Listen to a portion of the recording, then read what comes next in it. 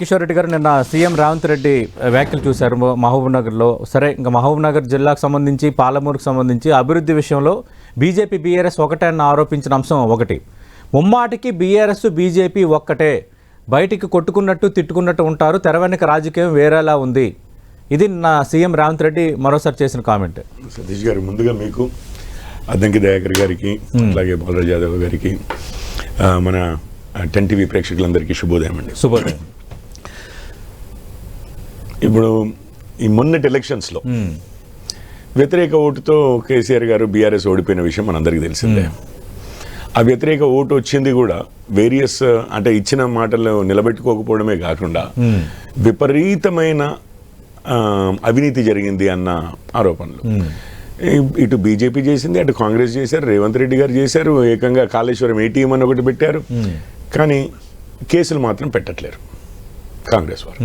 విచారణల మీద విచారణలు, హైకోర్టుకు పంపిస్తాము, హైకోర్టు న్యాయమూర్తి కోసం అడుగుతాము, లేకపోతే విజిలెన్స్ వాళ్ళు వెళ్ళి ఇరిగేషన్ ఫైల్స్ తీసుకొస్తారు, కానీ కేసులు మాత్రం పెట్టట్లేదు. కేసులు పెట్టగలిగేది ఈరోజు, ఎందుకంటే సిబిఐకి ఇవ్వాలన్నా లేకపోతే కేంద్ర దర్యాప్తు సంస్థలకు ఇవ్వాలన్నా, కేసులు పెట్టాలన్నా కానీ, ఇక్కడైనా కానీ పోలీసులు కేసు పెట్టాలన్నా ఉన్నది కాంగ్రెస్ చేతిలో. అది బీఆర్ఎస్ వారికి చాలా అవసరం. లేకపోతే వారి మొత్తం పార్టీయే లేకపోతే ఫ్యామిలీయే లోపలికి పోయే అవకాశం ఉంది. ఇప్పుడు వీరికేం అవసరము? దేశం మొత్తంలో రాహుల్ గాంధీ గారు న్యాయయాత్రలో ఎక్కడికి పోతుంటే అక్కడ అంతకుముందు ఉన్న పార్ట్నర్స్ అందరూ విడనాడి వెళ్ళిపోతున్నారు. మీకు టీఎంసీ తీసుకోండి, లేకపోతే అక్కడ బీహార్లో తీసుకోండి, జమ్మూ కాశ్మీర్లో తీసుకోండి, పంజాబ్లో తీసుకోండి, ఢిల్లీలో తీసుకోండి, ఇక్కడ మహారాష్ట్రలో ఇక పార్టీలు లేని 2 నాయకులు మాత్రం మిగిలారు వారితోటి. ఏది ఉద్ధవ్ ఠాక్రే గారు, శరద్ పవార్ గారు. ఒరిజినల్ పార్టీలు బయటికి వెళ్ళిపోయాయి, సుప్రీంకోర్టు కూడా అవే ఒరిజినల్ పార్టీలు అని కూడా చెప్పాయి. ఈ సమయంలో వీళ్ళకి కావాల్సింది కాస్త మాతో పాటు కలిసి వస్తున్న 4 పార్టీలు ప్లస్ కేసీఆర్ గారు అంతకుముందే చెప్పారు, రాజేష్ సర్దేశాయ్ గారు ఒక వీడియోలో చెప్పారు, దేశం మొత్తంలో ఉన్న ప్రతిపక్షాలకి నేనే ఫండ్ చేయగలను అని చెప్పి అన్నారని. ఇక అదే ఈరోజు కాంగ్రెస్ కైనా కానీ వారికి కేంద్రానికి కావాల్సింది ఈ సహాయము, వీరికి ఇది కావాల్సిందేమో ఈ కేసుల నుంచి రక్షణ. ఇద్దరు మన ఇద్దరం కొట్టుకుంటే వచ్చేదేముంది, నేను జైలుకి నీకు నష్టము, ఇద్దరము ఆ పైసలు ఉన్నాయి, హ్యాపీగా ఇద్దరం కలిసి ఎలక్షన్లలో మీకు లాభం అవుతుంది, మీకు ఒక పార్ట్నర్ వస్తాడు. ఇది జరుగుతోంది గత 70 రోజుల నుంచి. అందుకే కాంగ్రెస్ బీఆర్ఎస్ యువతల కేసులు అవ్వవు, కాకపోతే డ్రామాలు ఆడుకుంటారు. అసెంబ్లీ ఎన్నికల ప్రచారంలో కూడా బీఆర్ఎస్ బీజేపీ ఒకటే అన్న నెరేటివ్ ని కాంగ్రెస్ పార్టీ ఎస్టాబ్లిష్ చేసింది. జనం కూడా కొంత విశ్వసించారు. అది కూడా కాంగ్రెస్ విజయానికి కారణమైంది అనేది. ఎన్నికలు అయిపోయాయి, రిజల్ట్ వచ్చాయి. వాళ్ళు చేస్తున్న అసత్య ఆరోపణలు అయితే మీరెందుకు అంత ఉలికి పడుతున్నారు? అటు మనం కిషన్ రెడ్డి గాని మీకు అడుగుతున్నా సార్, కిషన్ రెడ్డి గాని మీ పార్టీ నేత బండి సంజయ్ గాని తరిమి కొట్టాలనటం, లేదంటే చెంప చెల్లిం అనిపించాలని ఆయన స్వభావానికి విరుద్ధంగా కిషన్ రెడ్డి మాట్లాడటం, అంటే ఏంటంటే ఇప్పటివరకు ఇతమిద్దంగా బీఆర్ఎస్ ఖండించకపోవటం, అసలు ఈ పొత్తు పైన ఇన్కారిజిబుల్ ఇది అని అంటారు, బిహేవియర్ అంటారు. అంటే ఇక అసలు 2018 మీరు చెప్పారు, 2018 అప్పుడు స్లైట్ గా మొదలు పెట్టారు. ఇది 23 అప్పుడు మాత్రము ఇది బీఆర్ఎస్ బీజేపీ కలిసి ఉన్నాయి. మోడీ గారు వచ్చి కూడా చెప్పారు ఏం జరిగింది అనేది, ఎన్డీఏలోకి వస్తామండి అని బీఆర్ఎస్ వాళ్ళంటే కాదు కూడదు రానివ్వము అని చెప్పి అన్నారు. కేటీఆర్ గారిని ముఖ్యమంత్రిని చేస్తామని అంటే చేసుకోపోండి, ప్రజల ఆశీస్సులు ఉంటే చాలు, మా దగ్గరికి ఎందుకు అని చెప్పి కూడా అన్నారని చెప్పి మోడీ గారే చెప్పారు డైరెక్ట్ గా సభలో. అయినా కానీ మళ్ళీ అదే పాత చింతకాయ పచ్చడి అన్నట్లుగా కాంగ్రెస్ వారు అదే సేమ్ మళ్ళీ 2.5 నెలలు అయిపోయిన తర్వాత వాళ్ళు అధికారంలోకి వచ్చి ఇది సిబిఐ ఈడీ కేసులు దర్యాప్తులు చేయాలని నవంబర్ 4వ తారీఖున రాష్ట్రపతికి లెటర్లు రాసిన కాంగ్రెస్ పార్టీ ఒక్కసారి అధికారంలోకి రాగానే ఇటు సిబిఐ ఏమో కేంద్రం చేతిలోకి వెళ్ళిపోయింది, బీజేపీ కంట్రోల్ చేస్తుంది అని చెప్పి సిబిఐ వద్దు. అంతకుముందు కేసీఆర్ గారు ఏం చెప్పారు ఎగ్జాక్ట్లీ అదే కాపీ, మక్కి అదే కాపీ చెప్తున్నారు ఇప్పుడు అధికారంలో ఉన్న కాంగ్రెస్ వారు, రేవంత్ గారు. ఇటు చూస్తేనేమో మరి పోనీ మీరన్నా కేసులు పెట్టండి అంటే లేదు లేదు లేదు, జుడిషియల్ది ఏది రోజు అయితే అన్నారో ఆ రోజే మొదటి రోజు చెప్పానండి. హైకోర్టుల్లో జడ్జిల కొరత ఉంది. అన్ని ఏ హైకోర్టులో తీసుకున్నా గానీ కేసులేమో లక్షల కొద్ది పెండింగ్ లో ఉన్నాయి, కోట్ల కొద్ది ఉన్నాయి మన జ్యుడిషియరీలో. ఇప్పుడు జ్యుడిషియరీ ఇచ్చే ప్రసక్తి లేదు. మీరు కేవలం దీన్ని డిలే చేయడానికే మీరు జ్యుడిషియల్ అన్నారు. ఇప్పుడు రిటైర్డ్ జడ్జి అంటున్నారు. అది కాదండి, కేసులు పెట్టండి. కేసులు పెడితే అందులో అవినీతి జరిగింది, 1000 కోట్లు ఇదయ్యాయంటే నెక్స్ట్ డే ఈడీ లాంటి సంస్థలు కూడా వస్తాయి. మీరు కూడా గతంలో ఆరోపణలు చేశారు. మీ పార్టీ రాష్ట్ర మాజీ అధ్యక్షుడు బండి సంజయ్ గాని చాలా మంది నేతలు త్వరలోనే కేసీఆర్ జైలుకి వెళ్తారని గత 5 ఏళ్ళుగా మాట్లాడుతున్నారు. అదే చెప్తున్నాను. ఓకే, రాష్ట్ర కానీ ప్రభుత్వం ఏం ఆ రోజు జరిగింది? మీరు ఎందుకు జరగలేదు చేశారు కదా. తెలుసా? ఆ రోజు మీరు ఎందుకు చేశారంటే ఓకే. కేసీఆర్ గారే తన మీద తను సిబిఐ రమ్మని చెప్పి అన్నాడు కదా. ఓకే. ఈ రోజు రేవంత్ గారు కూడా కేసీఆర్ మీదకి సిబిఐ అయితే రప్పించేది లేదు. ఇంకా రైట్, రైట్, పాలన రైట్. ఇవ్వడండి. అద్దంకి దయాకర్ గారు ఇంత లోపల డ్రామాలు చేస్తారు. ఇటు అద్దంకి దయాకర్ గారు బీఆర్ఎస్ బీజేపీ ఒక్కటన్న మాట్లాడదాం. పోరెడ్డి కిషోర్ రెడ్డి గారు మరో వ్యాఖ్య ఏంటంటే, నేను సీఎం చేసిన వ్యాఖ్య, పాలమూరు రంగారెడ్డి ఎత్తుపోతల పథకానికి జాతీయ హోదా ఇస్తానని 2014 ఎన్నికల ప్రచారంలో ప్రధాని చెప్పారు. ఇక్కడ ఒక కేంద్ర మంత్రి ఉన్నారు, 3 ఎంపీలు ఉన్నారు, 10 ఏళ్ళ అధికారంలో ఉన్న పాలమూరుకి ఏమీ చేయలేదు. బీజేపీ బీఆర్ఎస్ పాలమూరు అభివృద్ధిలో ఒకే విధంగా వ్యవహరించాయని నిన్న ముఖ్యమంత్రి అంటున్నారు. అసలు ఉద్యమం వచ్చింది, తెలంగాణ డివిజన్ అయిందే, కాంగ్రెస్ 50 సంవత్సరాలు ఏం చేయలేకనే కదా.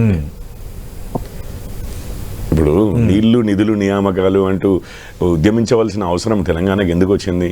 ఈ కాంగ్రెస్ వాళ్ళు 50 సంవత్సరాలు ఏమీ చేయలేదు. అసలు ఎప్పుడు చెప్తాను వస్తాను. అంటే చాలా ఈ రోజు వారు కొడంగల్కి వచ్చి ఈ రోజు మాట్లాడారు, విన్నాను. మొదటిసారి అంటున్నారు జాతీయ హోదా ఇవ్వలేదు అని చెప్పి, మొదటిసారి అంటున్నట్టున్నారు. లేదు, గతంలో కూడా ప్రచారాలు మాట్లాడారు. లేదండి, మొదటిసారి ఇంత గట్టిగా మాట్లాడడం రేవంత్ రెడ్డి గారు అసలు ఎప్పుడు ఉద్యమించారు దీని మీద? పాలమూరు వారి సొంత జిల్లా కదా, అక్కడి ఇరిగేషన్ మీద కానీ కృష్ణా నది మీద కానీ ఎప్పుడైతే రిజిస్టర్ అయ్యేంత లెవెల్లో అయితే ఏమో కామెంట్లు చేసి ఉండొచ్చు, ఏదో ఇంటర్వ్యూలో చెప్పి ఉండొచ్చు, కానీ ఎప్పుడైతే ఉద్యమించిన దాఖలాలు అయితే లేవు. నేను యాక్చువల్లీ సంజయ్ గారు అక్కడ పాదయాత్ర చేసినప్పుడు నేను ఉన్నాను వారితో. ఈ ఇష్యూస్ అన్ని 1-2 సార్లు 100 సార్లు అక్కడి నుంచి బస్సుల్లో ముంబైకి ఈ రోజు కూడా డైరెక్ట్ బస్సులు ఉండడము, లోపలికి వెళ్తే గిన్నెలు అవి సర్దుకొని మరీ వెళ్తున్నారు. సో ఇవన్నీ వలసలు ఆగిపోయాయని మీరు ఎట్లా అంటారు అని చెప్పి ఈవెన్ చంద్రశేఖరరావు గారిని క్వశ్చన్ చేసింది మేమే. అయితే నేషనల్ ఇది అన్నారు. ఇది అంతకుముందు కూడా ఎత్తారు చాలాసార్లు. మీరు ఒక్క విషయం చెప్తున్నాను, ఇప్పుడు ఎంపీలు ఉన్నంత మాత్రాన అది తీసుకురాలేదు ఇది తీసుకురాలేదు అన్నది కాదు. మీకు మన వెంకటరెడ్డి గారు ఉన్నారు, కోమటిరెడ్డి వెంకటరెడ్డి గారు, వారిది నితిన్ గడ్కరీ గారితో ఒక పార్లమెంట్లోనే ఒక సెషన్లో మాట్లాడుతూ ఉంటారు. సార్ సాబ్ आप कभी भी पार्टी को नहीं देखते, जब भी हम आए आपने ये किया, మిలే హంసే, అదేదో ప్రాజెక్ట్ గురించి అనగానే ఇమీడియట్గా మీరు ఇమీడియట్గా విషయాలు తెప్పించుకుంటారు, తెలుసుకుంటారు, ఎమ్మటే ఓకే చేస్తారు అని చెప్పి ఆయనని చాలా పొగుడుతూ, నేను ఆపోజిషన్ పార్టీ అయినా ఏదైనా కానీ ఒక స్ట్రక్చర్ ప్రకారం అంతకుముందు కూడా చెప్పారు కదా, పాలమూరు రంగారెడ్డి అయినా కానీ అసలు ఒక డిపిఆర్ ఒక అప్లికేషన్. మీరు ఈ రోజు కాళేశ్వరం గురించి చూస్తూనే ఉన్నారు. ఇప్పుడు ఆ కాళేశ్వరం దానికి నేషనల్ ఇచ్చి మొత్తం మీద 1,00,000 కోట్లు సబ్సిడైజ్ చేయాలంటున్నారా? ఆ కాళేశ్వరంది ఏ విధంగా అసలు లెక్కలు పద్దులు లేకుండా ఏ విధంగా భ్రష్టుపరిచారో మీకు తెలుసు. ఇక్కడ ఎన్నోసార్లు చెప్తే అసలు కేసీఆర్ గారు మేము ఈ రాష్ట్రానికి ప్రధానమంత్రి వస్తూనే మేము కలవము అన్న విధంగా తయారయ్యాడు కదండి. చిన్న చిన్న వాటికి ఆ చెర్లపల్లి రైల్వే ఎన్నో దేశాల ఎన్నో వీటిలలో దశల్లో మీకు ఒక్క విషయం చెప్తాను. ఇది మన చెర్లపల్లి రైల్వే స్టేషన్ కి ఆ గింతంత భూమి కావాలండి, దీనికి కనెక్ట్ చేద్దామని అంటే ఒక్క నిమిషం. దాని తర్వాత కాజీపేట దానికైనా కానీ పెండింగ్ లో పెట్టి అశ్విని వైష్ణవ్ గారు పలు సార్లు లెటర్లు రాసి ముట్టుకోవాల్సిన అవసరం వచ్చింది. ఈ రోజు కూడా వరంగల్ ది డిక్లేర్ చేస్తే ఎన్నికల ముందు అసలు మోదీ గారు ఇది ఎక్కడ ప్రారంభిస్తారు అని చెప్పి దాన్ని ఆపారు. రీజనల్ రింగ్ రోడ్డు పెండింగ్ లో పెట్టింది. అసలు మీకు తెలుసు కదా, వీళ్ళ సైడ్ నుంచి ఆ 100 కోట్లు ఏదో బడ్జెట్ లో అలొకేట్ చేస్తారు, కానీ ఇవ్వరు. ఎందుకు అని అంటే అదేదో ఇనాగ్రేట్ చేసి స్టార్ట్ అయిపోతే మళ్ళీ కేంద్ర ప్రభుత్వం ఏదో చేస్తుందని చెప్పి పేరు వస్తుందని చెప్పి. ఈ విధంగా ఈవెన్ అసెంబ్లీలో 2 మంత్రులు అండి, ఇంక్లూడింగ్ ఉత్తమ్ కుమార్ రెడ్డి గారు, దాని తర్వాత వీరు ఇంకొక మంత్రి గారు, వారు ఏం మాట్లాడారు? అసలు మీరు కేంద్రంతో వ్యవహరించవలసిన తీరులో వ్యవహరించలేదు. అసలు అనవసరంగా పర్సనల్ దీనికి పోయి ఈగోస్ కి పోయి మీరేదో రాజకీయాలకు పోయి మీ అహంకారంతో అసలు మొత్తం మీద ఈ కేంద్రానికి రాష్ట్రానికి మధ్యలో ఉండవలసిన ప్రభుత్వానికి ఉండవలసిన రిలేషన్షిప్ నాశనం చేసి ఇప్పుడు మాట్లాడుతున్నారా అని చెప్పి వాళ్ళ మినిస్టర్లు అన్నారండి. కొండా సురేఖ్ గారు అన్నారు. అంటే కొమ్మోడి వెంబడి సన్నాయి వాడు పడినట్టుగా ఉంది బీజేపీ వైఖరి అని అన్నారు సీఎం. వారు ఏమైనా అంటారు, ఒక సైడ్ బీఆర్ఎస్ ని రక్షిస్తూ ఉంటారు, కేసు ఉండదు. అందుకనే బీఆర్ఎస్ వాళ్ళు చూడండి, మీరు ఏ డిబేట్ లో చూడండి వస్తారు, మీరు ఏదైనా ఏ విచారణ చేసుకోవాలంటే అది చేసుకోండి అంటారు. అక్కడనేమో మనకు డైరెక్ట్ గా విజువల్స్ కనిపిస్తుంటాయి. కాళేశ్వరంలో మొత్తం కూలిపోయింది, నేషనల్ డ్యామ్ సేఫ్టీ అథారిటీ పూర్తిగా తిరిగి కట్టాలని చెప్తున్నారు. ఆ రోజు ఇప్పుడు ఏ విచారణ ముఖ్యమంత్రి గారు పర్మిషన్ ఇస్తే ఓకే. ఆ రోజైనా కానీ లేకపోతే హైకోర్టు కానీ ఓకే.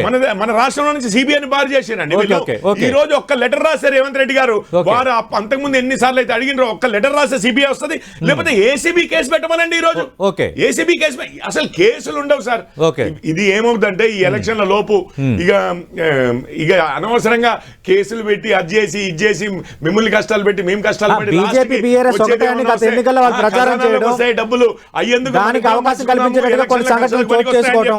ఇప్పుడు ఆ చర్చలు జరుగుతున్నాయా లేదా అడగండి ఢిల్లీలో. దయాకర్ గారు, ఎవరితో ఉంటారు ఈ దేశంలో? ఇప్పుడు కాంగ్రెస్ అధికారంలో ఉన్న మూడే రాష్ట్రాల్లో, ఒకటి హిమాచల్, రెండు కర్ణాటక, మూడోది తెలంగాణలో. కర్ణాటకలో అధికారంలోకి వచ్చి వాళ్ళు అసలు యాక్చువల్లీ తెలంగాణలో ఎలక్షన్ చేయడానికి వాళ్ళు కర్ణాటక అధికారంలోకి వచ్చిన తర్వాత అక్కడి నుంచి డబ్బులు సరిపోయినాయి. ఇప్పుడు రేవంత్ గారు ఇక్కడి నుంచి దేశం మొత్తానికి కాంగ్రెస్ కి సరఫరా చేయాలి. ఎక్కడి నుంచి దేవాలి, ఎక్కడి నుంచి దేవాలి? ఆ డబ్బులు ఎక్కడ ఉన్నాయంటే హ్యాపీగా కేసీఆర్ గారి మీద కేసులు లేకుండా వారిని రక్షిస్తే, అంతకుముందు వీరిని రక్షించారు 9 సంవత్సరాల వారు, ఆ విధంగానే వారిని రక్షిస్తే డబ్బులు వస్తాయి. కేసీఆర్ దగ్గర డబ్బులు ఉన్నాయన్నా బీజేపీ అంటుంది. కేసీఆర్ దగ్గర డబ్బులు గ్యారంటీగా వారు అవినీతి అన్నారు. ఏటీఎం నుంచి డబ్బులు మరి ఎడిపోతాయండి, ఎడిపోతాయి. ఒక్క నిమిషం. కేసు పెట్టడం అనేది ఎట్లా పెడతారు తెలుసా? మీరు మొత్తం రుజువులు తీసుకుని అసలు కేసు పెట్టేదే ఇన్వెస్టిగేషన్ ఏజెన్సీస్ ఇన్వెస్టిగేట్ చేయమని. ఇప్పుడు మంగళవారం జరిగింది, గుర్తు తెలియని వ్యక్తులు వచ్చి మొదలైంది, అన్ని బయటకు వస్తున్నాయి. ఇప్పుడు అరెస్టులు చేస్తే పొలిటికల్ వెండేటా అంటారు, అరెస్టులు చేయకపోతే ఏ విధంగా అంటారు? రాజకీయంగా మాట్లాడుతున్నారు. రాజకీయ నిజాలు కాదు. మీరు అసలు కేసు పెట్టండి, ఇందులో అవినీతి జరిగిందా లేదా, అదైతే కుప్పగూలిపోతుందా లేదా, ప్రాజెక్టు ఎఫిషియన్సీ ఉందా లేదా, ఎవరు అప్రూవ్ చేశారు, ఏ డబ్బులు అప్రూవ్ చేశారని సింపుల్ గా కేసీఆర్ గారిని రక్షిస్తారు వీళ్ళు. రక్షించడానికే ఉన్నారు. చర్చను ముగించే ముందు బాలరాజు యాదవ్ గారు, ఖచ్చితంగా ఇప్పుడు కాకపోయినా పోస్ట్ ఎలక్షన్స్ అయినా ఖచ్చితంగా వీళ్ళిద్దరి మధ్య ఒక అండర్స్టాండింగ్ కుదురుతుంది, కేసీఆర్ కేబినెట్ లో చేరుతారు, కేంద్ర కేబినెట్ లో అంటున్నారు దయాకర్ గారు. ఇప్పుడు దయాకర్ అన్న ఇప్పుడు కేంద్ర కేబినెట్ లో మాకు స్థానం అంటుగా, మరి రాష్ట్ర కేబినెట్ ఎవరో దొరుకుతుందో చెప్పాలి. యాదవ్లో దొరుకుతుందా, మైనార్టీలో దొరుకుతుందా, లంబాడీలకు దొరుకుతుందా, మున్నూరు కాపులో దొరుకుతుందో వాళ్ళెవరో కూడా చెప్పాలి. ఎందుకంటే కేంద్ర కేబినెట్ లో ప్రిడిక్షన్ చేస్తామని కాబట్టి రాష్ట్ర కేబినెట్ లో కూడా ఎవరెవరికి ఇస్తారు, మా యాదవ్కి ఇంకా స్థానం లేదని మా వాళ్ళు అంటున్నారా లేదా అడుగుతున్నా. ఒకటి పాయింట్. రెండో పాయింట్ నేను ఏం చెప్తున్నాను సార్, ఇప్పుడు అవినీతి అని మాట్లాడేటువంటి బీజేపీ నిరూపించింది లేదు, కేసీఆర్ గారి మీద ఎలిగేషన్ చెప్పింది తప్ప, ఏదో దుష్ప్రచారం తప్ప నిరూపించిందా ఒకసారి బీజేపీ అడుగుతా ఉన్నా. కాంగ్రెస్ కూడా అవినీతి అని చెప్పేసి మీకు అధికారం ఇచ్చింది, అవినీతి అనడం కాదన్నా. ఏదైనా ప్రజలకు ఏమైనా చేస్తారో చేయండి. ధైర్యంగా అడుగుతున్నారు, సింపుల్ కేసు పెట్టడానికి. అప్పుడు మిమ్మల్ని కూడా అదే ధైర్యంగా అడిగారు, ఏం చేస్తారు మేము సిద్ధంగా ఉన్నామని.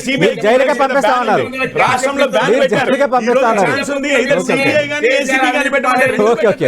ఏసీబీ రేవంత్ రెడ్డి గారి చేతుల్లోనేనండి ఉండేది. రాష్ట్ర ప్రభుత్వం సంస్థ ఏసీబీ. వారేమో అడుగుతున్నారు మా మీద బాజాప్తుగా మా మీద పెట్టండి అంటున్నారు. మాత్రం అమ్మో మాకు మనసు రావట్లేదు, ఎందుకు రావట్లేదు కూడా అందరికీ తెలిసిన విషయమే. నిర్మలా సీతారామన్ వచ్చి అదే మాట అన్నది, మీ అమిత్ షా వచ్చి అదే మాట అన్నాడు.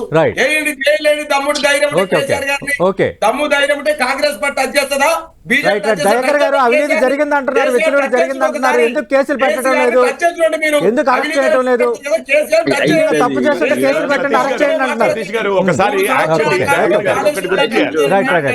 ఎలక్షన్ల ముందు రేవంత్ రెడ్డి గారి సభలో ఏం మాట్లాడేదంటే, ప్రధానమంత్రి గారికి ఉన్నాయి కాళేశ్వరం విషయంలో అన్నారు.